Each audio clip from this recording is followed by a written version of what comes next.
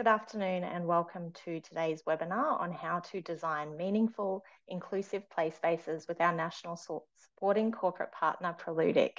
I'm Georgina Shriya, AILA's National Events and Partners Manager. I would like to begin by paying my respect to the local Indigenous Yagara and Turrbal people, the traditional custodians of the land I'm chairing this webinar from. We acknowledge and respect Aboriginal and Torres Strait Islander peoples of Australia as the traditional custodians of our lands, waters and seas. We recognise their ability to care for country and their deep spiritual connection with country. We honour elders past and present whose knowledge and wisdom ensure the continuation of Aboriginal and Torres Strait Islander cultures. Welcome everyone to today's session. A few housekeeping items before we get into the main session. Please make sure you introduce yourself and where you're watching from in the chat box.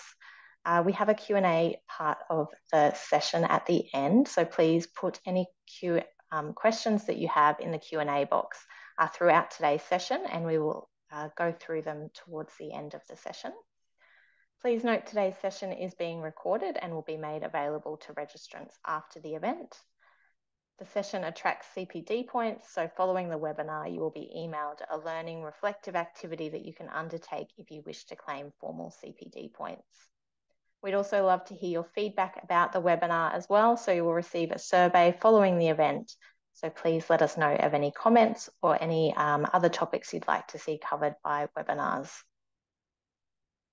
Proludic are also conducting a survey to find out how they can help you with your open space designs. The link will be in the chat box for you to complete. So you have a chance to win a $400 mystery box from Wandu full of premium Australian native goodies and homewares. So make sure you check that one out. Today's session will give you real insights on the design of inclusive and accessible play spaces where all children can play together regardless of ability. A big welcome to our speakers today. So firstly, we have Madeleine Walding, Landscape Architect and Proludic Australia Commercial Manager. Madeleine is a landscape architect with 30 years of experience in the design, sales and implementation of playgrounds Australia-wide. She has a great understanding of children's play and development and how well-designed playgrounds can enhance the lives of children and their families. Madeleine has a particular interest in inclusive playgrounds and participated in the Everyone Can Play advisory group for the New South Wales Office of Open Space and Parklands. She regularly advises on matters within the International Proludic Group. Next, we have Nadia Stojan, RLA and Proludic Consultant for Victoria East. As an AILA registered landscape architect with 15 years of experience, Nadia has a thorough understanding of the design process and the importance of good quality play space design. As a parent of young children, she also brings valuable insight to projects from the point of view of a user. Nadia is also a member of the Proludic Observatory International Inclusive Committee, and Nadia is a dynamic play consultant with a strong customer focus and brings a sense of enthusiasm, creativity and optimism to all her work. And finally, we are joined by Janice Remedios, who is a parent. Janice is a mum to an energetic 10-year-old named Robert. Robert was born with a rare genetic retinal condition and has been completely blind from birth. He is otherwise a very intelligent, active and social boy. He attends his local primary school and his hobbies include swimming, piano and using YouTube when his mum isn't looking. Janice works full-time in a technology role and outside of work served for 3 years on the board of Retina Australia, a not-for-profit organisation which provides support to blind and visually impaired adults and raises money towards medical research for finding treatments into currently incurable forms of blindness. She also loves to run and hopes to have her son join her one day for a 5-kilometre or even a marathon. So welcome Madeleine, Nadia and Janice. So I'll hand over now to Madeleine for the presentation. Thank you, Georgie. And I'd like to welcome you all to our webinar today. We're so pleased that you've joined us to help us in our mission of creating as many meaningful, inclusive play spaces throughout Australia as possible. Today, we're going to look at some topics. What is inclusion? Some facts and figures about disability and why do we create inclusive play spaces? We'll talk about different types of disability because we really need to understand our users if we're going to be able to design for them effectively. We'll look at some design tips and examples along with different types of play equipment. And we'll look at some inclusive project examples that you can take inspiration from for your designs. We'll look at the benefits of designing inclusive areas for the community. And we look forward to your questions so that we can do whatever we can to help you to create more inclusive play spaces. Firstly, I'd invite you to all just have a little think about what does inclusion mean to you? I invite you to note down 3 things that you associate when you're designing an inclusive play area. Jot them down, keep them in mind throughout our presentation, and then perhaps look at them again at the end of our presentation and see if they prompt any questions for you that we might be able to help you with. So let's look at why we create inclusive play spaces. It's really about play, which is important for everyone. Through play, children learn about themselves and others. It helps build our personality and a positive sense of self-esteem. Play helps to keep us healthy, especially when we play outdoors. Play helps children develop all their skills, physical, creative, cognitive, and social, so we can become healthy adults.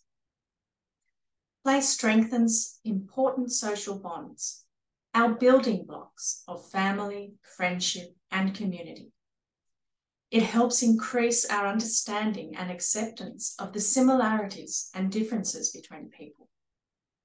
But most importantly, playing is fun, and it's for everyone, young or old, whatever your ability. So what about children with a disability? Let's remember, most importantly, they are children first, and every child has the right to play. In fact, Article 31 of the United Nations Convention of the Rights of the Child states, every child has the right to rest and leisure, to engage in play and recreational activities appropriate to the age of the child, and to participate freely in cultural life and the arts. So, children with disability are firstly like all other children. Childhood experts agree. Children with disability need to make progress, just like any other child, to develop their skills and independence through play. They need to engage in the same activities as their friends within their own capacities. Running, jumping, climbing, touching, imagining for their own benefit and to be able to share and interact with others. They want to enjoy themselves like everyone else and with everyone else. So, what is inclusion? A useful definition of what an inclusive play space is included in the very useful New South Wales Government Everyone Can Play guideline. They define it as an inclusive play space invites people of all ages, abilities, and cultures to come together to socialise and thrive. Inclusive play spaces are easy to access, easy to move around, provide a range of play options, and have appropriate facilities in a comfortable environment. An inclusive play space utilises principles of inclusive design and accessibility, creating spaces for people of all ages and abilities to enjoy. It's not just a concept, but something that should be put into practice. It stands for real commitment to provide space and meaning for everyone. A common misconception might have been in the past to think of inclusion as a specialist provision, where in fact inclusion means everyone. This diagram helps to demonstrate what we mean by that. In the past, in a playground, there might have been a specialist piece of equipment in a sectioned off part of the playground. What we're aiming for now is to embed inclusion in every aspect of a play space design and within play equipment design, so that every part of the design process thinks about inclusion and how we can provide space for everyone to play, because play is so important to human development and our social connections. It's all underpinned by universal design. Universal design is most likely a concept that most of you are familiar with. But just to summarise, it's a design philosophy applied to all fields of design. It ensures products, buildings, environments, and experiences are innately accessible to as many people as possible in our diverse communities. It focuses on user-centred design from the earliest stages of a project and results in the seamless integration of inclusive features and ensures that experiences are there to be shared by as many people as possible. If you'd like to get further information on universal design, there are resources available from various organisations, and I've listed one here on this slide, the Universal Design Fact Sheet from the State Government of Victoria. I'll now pass over to Nadia, who's going to talk us through some of the facts about disability in Australia. Thank you very much, Madeleine, for the wonderful insights and backgrounds on different types of disabilities. And I would like to share with you all some of the underpinning facts about disabilities, specifically in Australia. So it's interesting to note that 1 in 5 people in Australia live with some level of disability. And in a number of a population that accounts to 4.4 million people.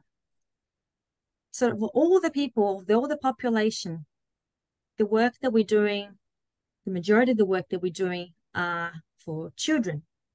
And when you think about children, that accounts for 7.7% of children under the age of 15 have a disability. And disability profile in children is usually typically more complex than the general population, as the morbidity, for example, the presence of additional conditions occurring as a primary condition, it's more common in children than adults. For example, a child with autism might also have visual impairment. And talking about children, the most common disability category, it's an intellectual disorder. So that means that only 4.4 people with a disability Australia-wide use a wheelchair. So children with a disability, it's 2 to 3 times more likely to have an intellectual or sensory disorder, for example, autism and ADHD, as opposed to a physical restriction, such as cerebral palsy. And in terms of hearing, 2 in every 1,000 children are diagnosed as having a hearing loss. So if a young child's hearing loss is not treated and a communication and language development is delayed, this can affect learning.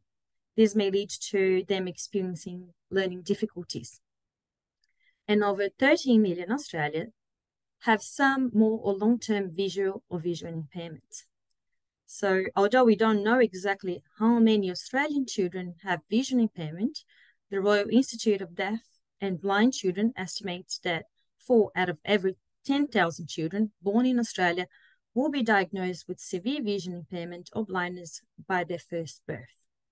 So seeing is, of course, an important way for infants to learn. So vision impairment can influence the normal developmental and skills such as body control, hand use, language, and social behaviors. So as we have some of the facts, let's have a look now at the different forms of disabilities. And we have grouped them into visible and invisible disabilities. So as we're describing motor disorders as a visible disability, as you can often see that a person is experiencing difficulty because of their physical movement are affected, or because they use a mobility such as a wheelchair or walking frame. So a specific feature of a motor impairment and a physical disability is the lack of or reduced mobility. And this means we have to provide landscape designs and play equipment solutions that compensate for the lack of mobility and enables the user to have safe and enjoyable experiences in the playground. So some of the design landscape considerations might include wide and accessible pathways, ramps when a change of level is needed, clearly defined boundaries of their play space, access points that enable people with mobility to enter, but mobility aids, but prevent unsupervised children living. So areas of people to pause and rest, and plenty of space between play equipment items. So when we talk about invisible disabilities, those are the ones harder for the human eyes to see. So we can't always tell by our own observations that a person is experiencing a disability. So in open space design, we need to really be aware of this and ensure that we are not only focusing on our play space design solutions on visible disabilities. So let's start with sensory impairment. This is when one or more of your senses are impacted. This includes a sight, hearing, smell, touch, and taste. For example, a person might have blindness or low vision, be deaf or hard of hearing, or have a speech disorder. Other senses are often heightened as a result of sensory disabilities. This means to compensate for that loss of sight, for example, people may rely more heavily on hearing, touch, and smell. Therefore, including elements to promote these other senses should be explored when designing inclusive play spaces. Some of the design considerations will be promoting tactile and sensory play elements, bright and contrasting colors, variety of materials and textures, sound, musical play, and play panels. So cognitive disabilities are another type of invisible disability, and that can be hard to see. Yet, children, it is the most common disability in this category. So once again, in open space design, we need to be really aware of these disabilities and how to support the children in playful environments.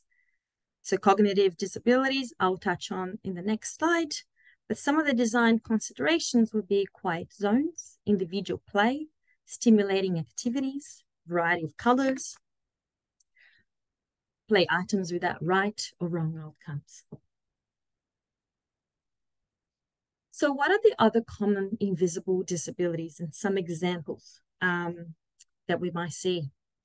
So as we touched on, blindness, low vision, learning, intellectual disabilities, epilepsy, and neurological disorder. And you see a whole list in there, and you might realize that some of those, a child might not be born with that disability. It might happen on later in life, as a toddler, as a teenager, as a young adult, or as you age. And the main impact of all those, if any disability, is they're fitting in socially, especially now when we have been the last couple of years in lockdowns. Children haven't had the experience to go and be out there in the play spaces, or sometimes due to parents' choices. So what are the key design considerations that we might, as landscape architects and designers, look into when designing the playgrounds? So the key design considerations to create a really inclusive design, and a lot of those points will be based on a play space for children in the autism spectrum disorder, it would be to creating sensory play opportunities for them, adapting motor and stimulating play opportunities, as well as creating a calm haven space, managing their time, as a lot of the children don't have the patience to wait for their turn when a lot of the play equipment highly used, for example, swings. So having play equipment that supports their needs for waiting, that it's very useful, as well as easing the transitions from this is the entrance of the playground and now we exiting the playground, to assist with anxiety and for the parents as well, indicating that this is time to go home. Clear pathways, and being aware that children have tunnel vision. So understanding the positioning of some of the play equipment as well, as we have discussed in our webinar yesterday, but also the use of high contrast colors, varied topography, and also add landmarks to identify key areas of this play spaces. And these might be sensory experience, so for children with low vision, if they have musical equipment near a play zone, they will know that this particular area, I hear this sound or I smell this garden bed, I know that this might be the sand pit or this might be the swing area, etc. So I'll pass it on to Madeleine again, who will explain what does inclusive design look like.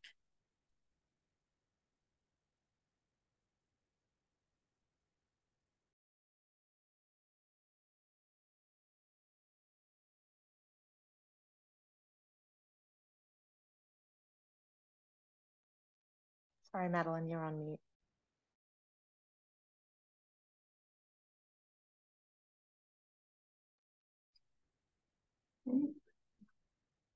Okay, just get back. Okay, so looking at what inclusive design looks like. Before we move on to the next slide, I'd just like to bring your attention to the photo on this slide. It's one of my favorites. It's a seat where people can rest and talk to each other. Such an important element in an inclusive play space design, because inclusive play spaces, although they're for children, they're also for parents, where they can connect with other parents as well to feel part of a community of real importance too. So the next slide, please, Nadia.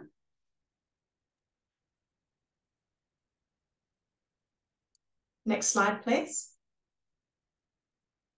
Okay, this is a project called Variety Libby's Place Lieutenant Cantello Reserve Inclusive Playground, and it's located in Hammondville in Sydney, a project of Liverpool City Council.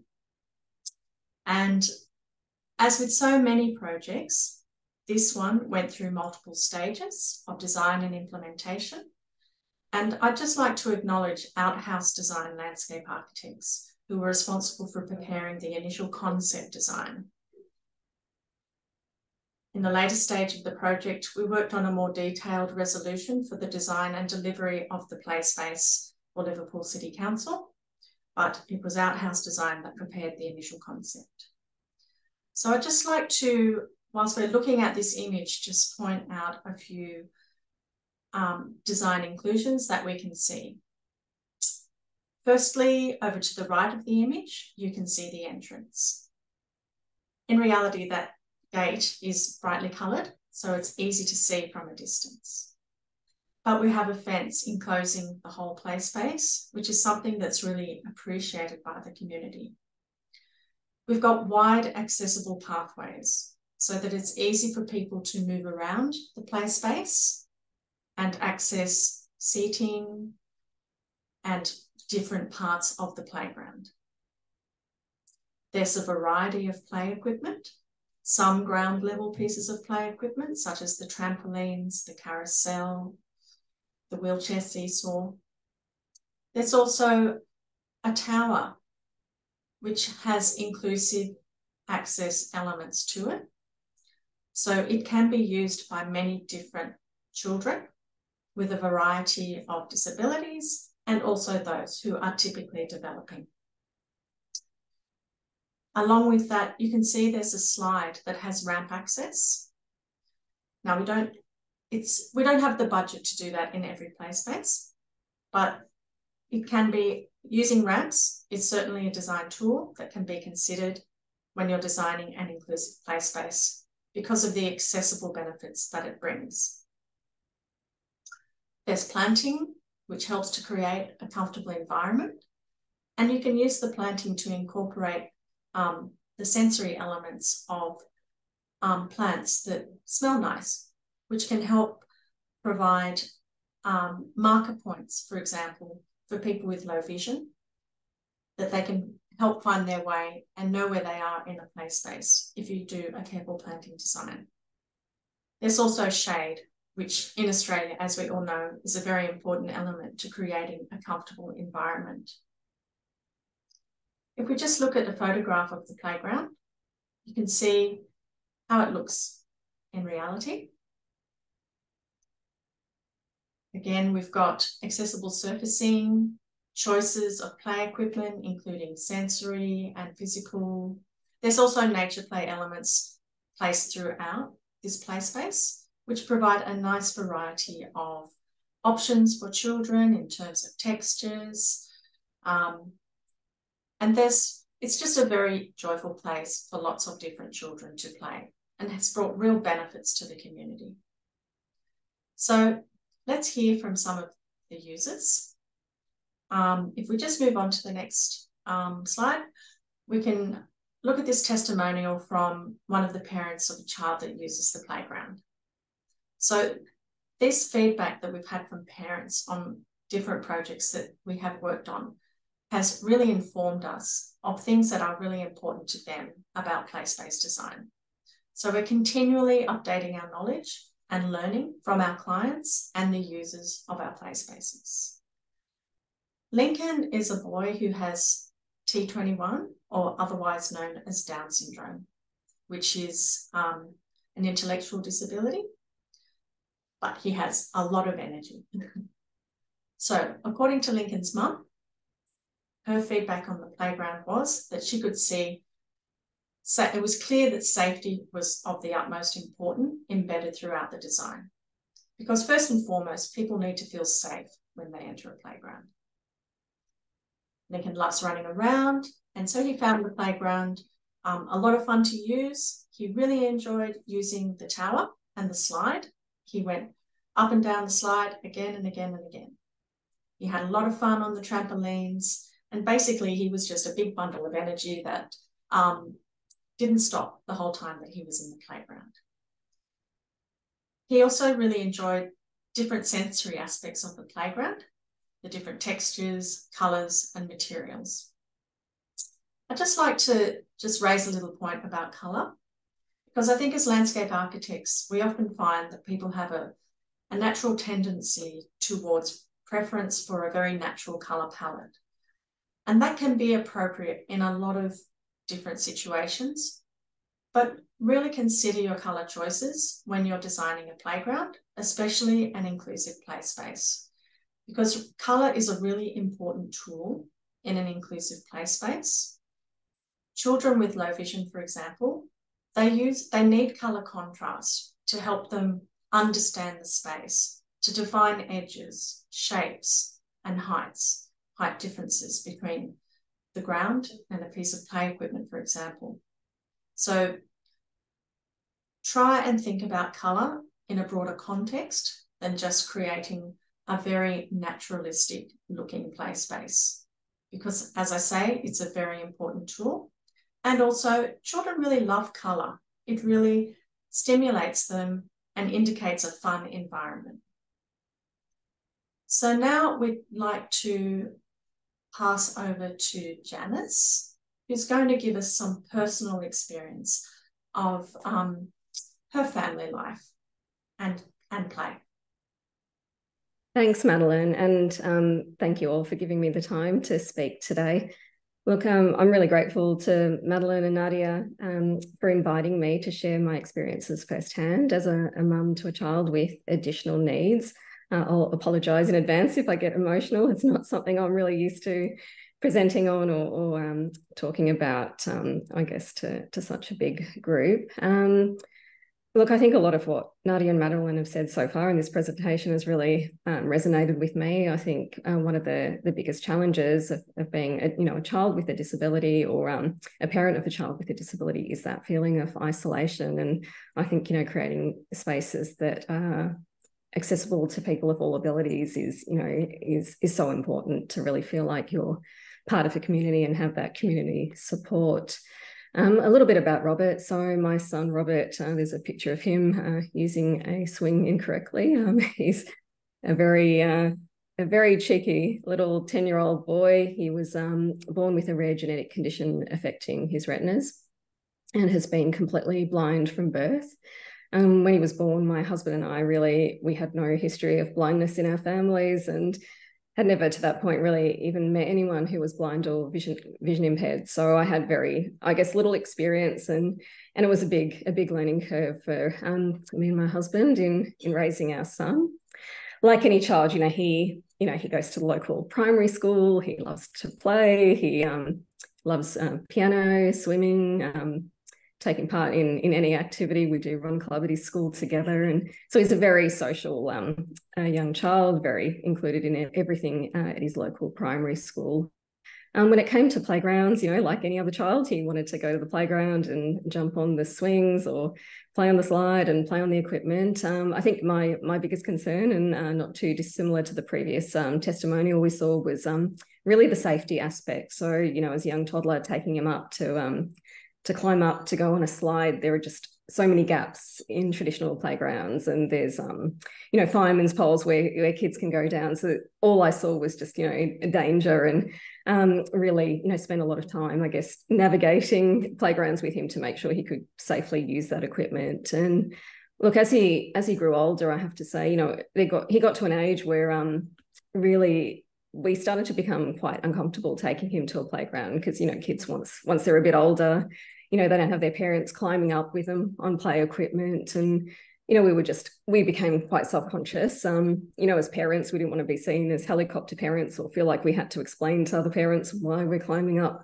on equipment with him. And I feel bad to say it, but, it did get to a point where we would avoid going to playgrounds, or we'd go, really early or really late when no one was around, or there have been times when he's like, "Mummy, is there a playground nearby?" And if we see one that looks busy, we just say, "We haven't passed one. Sorry, maybe next time." So it's been a challenge, and I think to know that there are people out there, working on spaces that are inclusive, I think it's it's really meaningful. And I think the other point, I think, with a child with additional needs is really, getting that level of activity in their life. He doesn't arrive at school and just run around, the yard like other kids. So I'm really mindful about getting physical activity in his life. And, like any other child, he, when he was young, he needed to develop those fine and gross motor skills. So activity is really important. I think that was pretty much all I was going to touch on, unless Madeleine or Nadia, you had any other questions, or if I've missed anything. No, I think that's lovely, Janice. Thank you so much for sharing that. I think you've given us a really good understanding of the challenges that you might have faced, with your beautiful son, Robert, and the responsibility that we as designers have to ensure that families like yours are included in our designs, so that you also have access to public open space, and that Robert also has as much possibility to enjoy the benefits of play, to socialise, to make friends, and to enjoy the benefits of playgrounds that help in his physical development as well. You also mentioned that you felt a bit isolated. So inclusive play spaces are really important places for parents as well. places where you can connect with your community. Very important. And I think we all know how the feeling of isolation, having all lived through COVID, and can perhaps have a little bit more empathy than we might have had a few years ago about the isolation that some families might experience. So thank you very much for sharing your experience. Thanks, Madeleine. I'd just like to move on now to our next example of a project. Like you, we work on a range of projects with different budgets. And often when we talk about inclusive play spaces, we're illustrating large projects that might have a pretty healthy budget. But in reality, most play spaces that is designed and implemented throughout Australia are not big playgrounds. They're more sort of local and neighbourhood playgrounds. So I just wanted to show an example of a neighbourhood level playground that has inclusive features that when you first look at it, you might not think this is an inclusive play space, but it certainly has elements of inclusive design features that you can think about incorporating into your play space designs to help make more inclusive play spaces. So just a couple of things I'd like to point out. The pathway. The first thing is getting to the playground. So fortunately in this situation, there was the budget to include a wide accessible pathway into the play space. Accessible surfacing, that also definitely helps. It's not always possible to create this throughout a whole playground, but it can be placed in critical areas to provide easier access to particular parts of the play equipment. Also, as I mentioned before, my favourite, a seat. A seat is important for accompanying carers or even children if they need to take some time out from play and just have a little rest. I think seats are a really important feature of inclusive play spaces. So when you look at the play equipment included there, you might not immediately think that it's an inclusive piece of play equipment, but there are supportive design elements incorporated within that structure. Staircase access, handles, supportive side panels, barrier rails. There's a little seat under the slide where you could sit and have a little rest if you needed to withdraw for a moment. It's a bit hard to see all the items of equipment, but there's also a spinning piece of play equipment, which has a lot of benefits for many different types of disability, and the all-important swing set. Again, we have also, there's a very nice planting design supporting the design of the play space. So I just thought it was important to share the fact that inclusive design principles can be incorporated into a range of budgets. So let's just go back and revise the key points for inclusive play space design.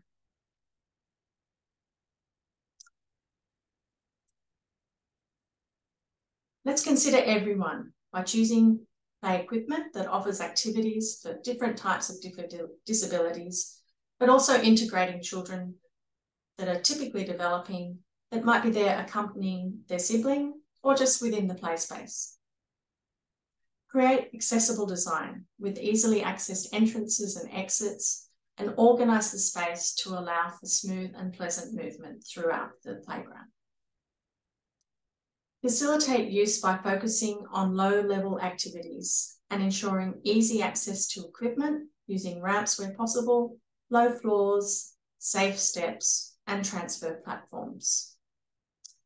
Always keep in mind that a child with a disability is likely to be in the play space with their accompanying adult, and it can be important to consider the access of those adults to the equipment as well as the child, in case they need to quickly intervene and offer support at any time.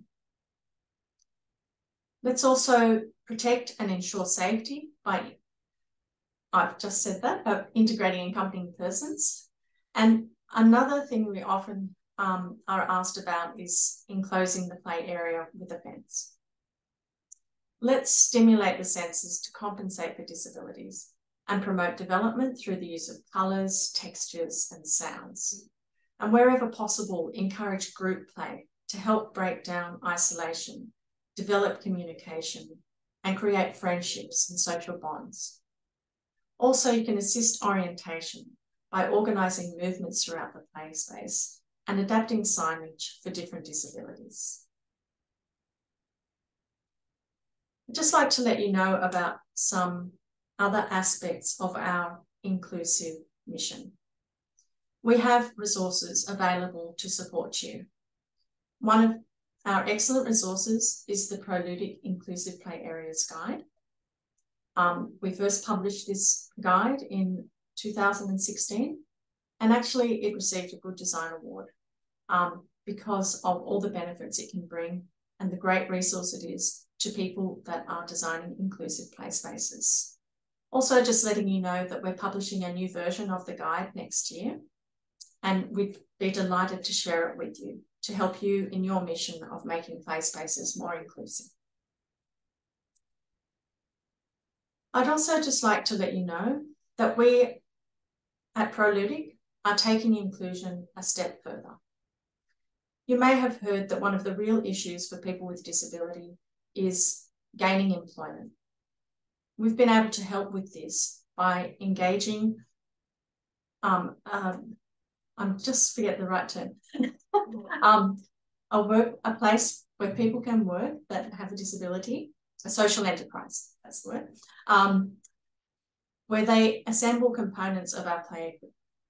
So not only are we sharing our knowledge about disability and inclusive design, but we're also helping with the employment of people with disability in the assembly of our products. And we all feel really proud of that at Proludic. Nadia, over to you. Thank you, Madeleine. I think hopefully through this presentation and some of the feedback and testimonials from some of the parents, you gained some basic knowledge. And I guess I wanted to show to you the amazing team that we have here at Proludic.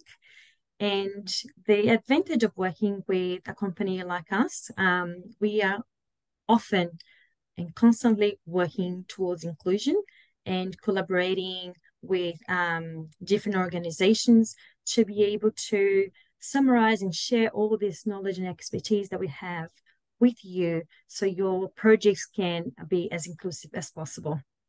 So this is our amazing team that work here in Australia and in different states of Australia, and we can help you through the design, the construction, and through the longevity of your project with after sales as well.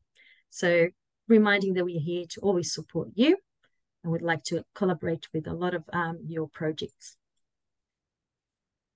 And another reminder, if you haven't already done so, is to fill out our survey. And it is really important because this will guide how we can best help you and your projects.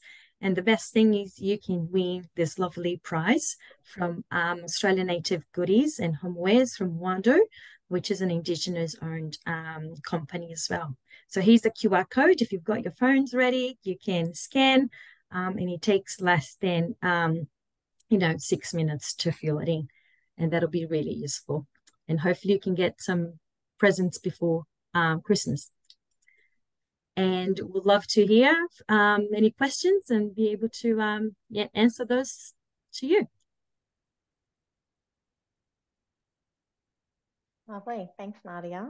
So thanks to Madeleine and Nadia for sharing that information in the presentation. It was great to learn about the invisible and visible disabilities and the design consideration that our members should be looking into or exploring whilst they're creating inclusive play spaces.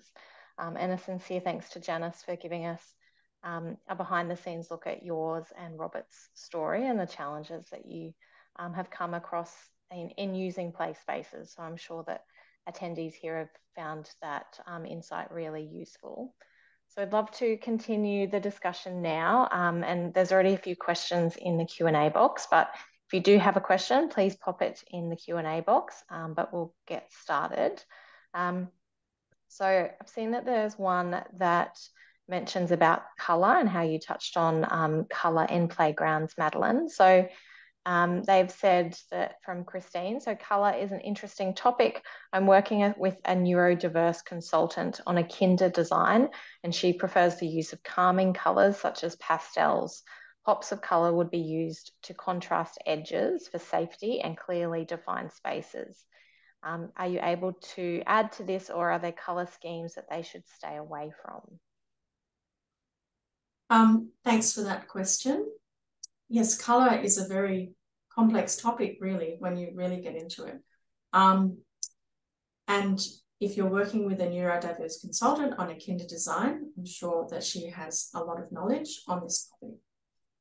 The only thing I'd really like to add to that is the importance of colour contrast.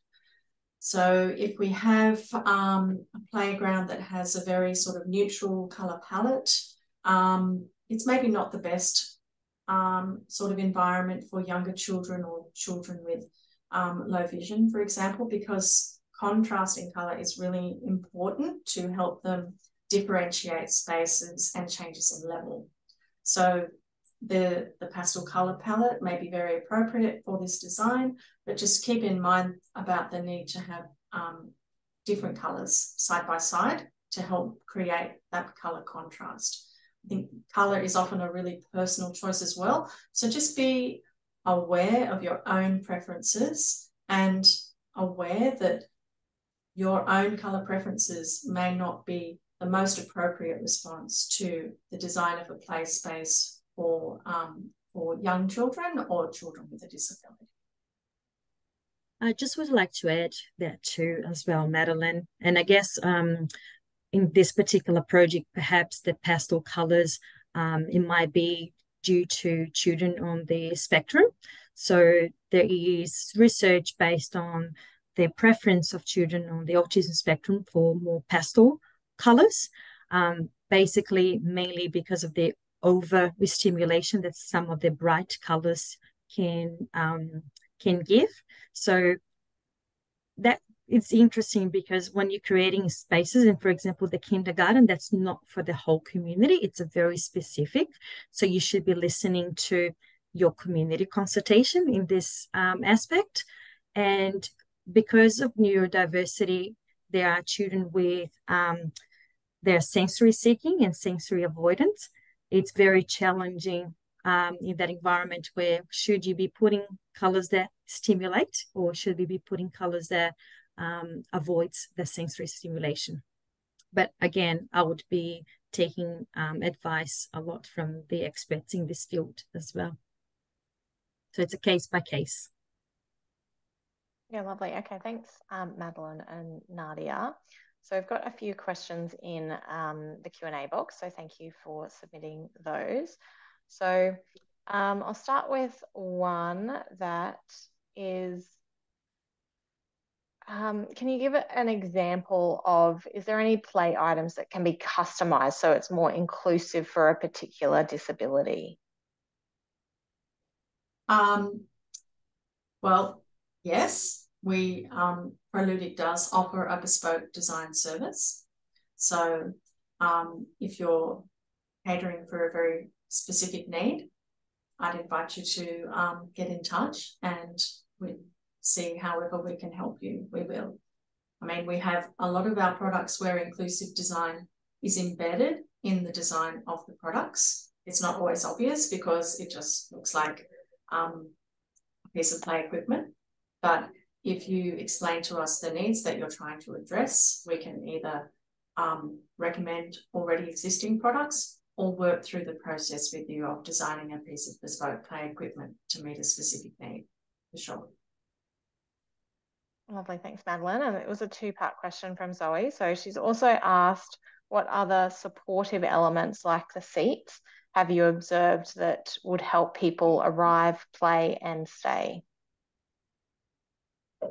Okay, so arriving, supportive elements can be things like obviously an accessible pathway. Having an obvious entrance to a play space is a very helpful orientating device.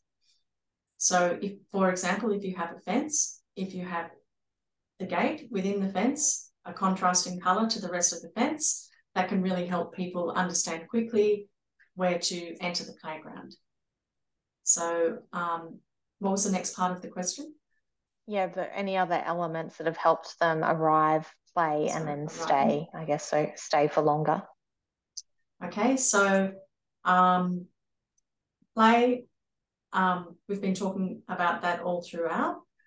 We've got a lot of information on the inclusive elements embedded into our play equipment designs. So things like, as we said, larger platforms, supportive handrails, side barriers, wide steps, where the width of seats, the height. It's a bit hard to summarize just in a very quick answer. But then as far as staying in a playground, that can often incorporate things like my favorite, you've already heard, a seat. Make it comfortable for the carers. Also, considering shade is also really important to ensure that you're providing a comfortable environment for visitors to the play space, whether that's structural shade or natural shade. Whatever you can do to ensure shade or making use of already existing shade on the site in the location of a new play space is another great approach. So hopefully those tips are helpful to you. Great, thanks, Madeleine. Now I have a question for Janice from Thomas. He would like to know what would be the top key thing that you feel a playground design could incorporate for improving accessibility for vision impaired children?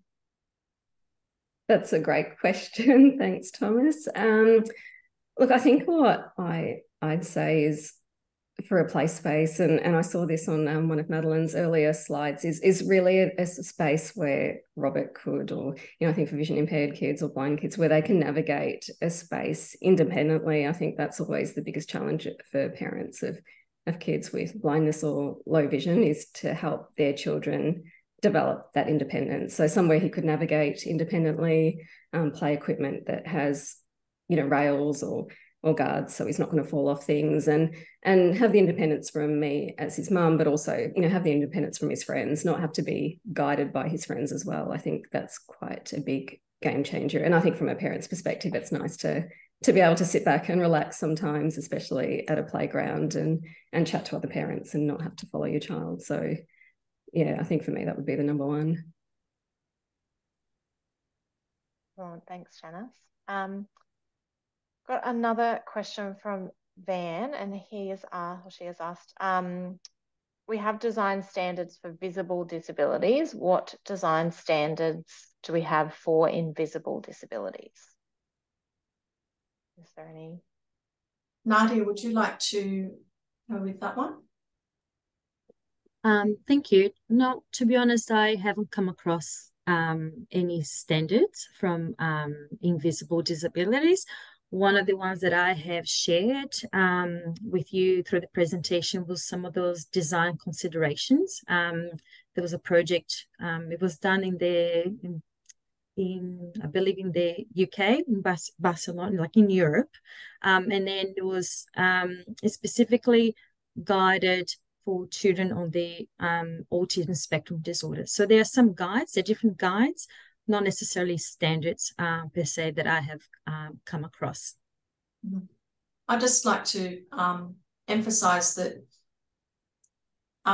throughout the world, this is a topic of developing our skills and knowledge around the design of inclusive spaces. So we know, as Nadia mentioned, there are other guides available from other countries that help support the design of inclusive play spaces as well.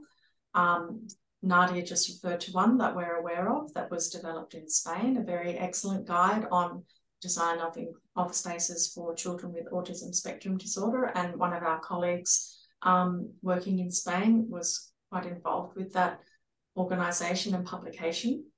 I know of other guides that have been produced in Ireland and the UK to support the design of inclusive play spaces, including invisible disabilities. So it's a developing discipline. As I say, we don't know of standards, although I think there is a standard being developed in one of the European countries at the moment. So as we are updated ourselves on those developments, we're more than happy to share that information with you. Lovely, thanks, Madeleine and Nadia. Another question that we have is, if you have a small budget, what would be the most important things to focus on? That's a great question, because most playgrounds, as I said before, they're not the big splashy ones, but they often have smaller budgets. So how can we incorporate inclusiveness in those play spaces with smaller budgets? So firstly, getting to the playground. How do you get there? That's a really important point to consider. But then if you can only, for example, afford in your budget a few pieces of play equipment, I would encourage you to firstly consider play equipment that incorporates movement, because movement is something that is supportive of so many different types of disabilities.